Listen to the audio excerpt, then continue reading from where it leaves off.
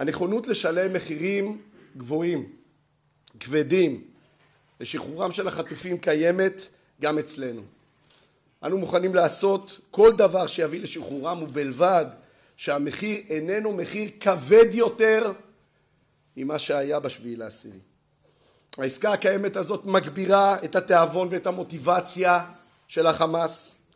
העסקה הזאת מלמדת אותם שאפשר לחטוף ולהתעלל ולפגוע ולקבל בסופו של דבר את מבוקשם. גם בשעה הזאת אני עדיין קורא לראש הממשלה, ואמרתי לו בשיחה בינינו, להתעשת, לא להחזיר אותנו אחורה, למנוע את העסקה הנוראית הזאת ולנקוט בצעדים שבאמת יובילו לשחרורם של החטופים ולניצחון במלחמה.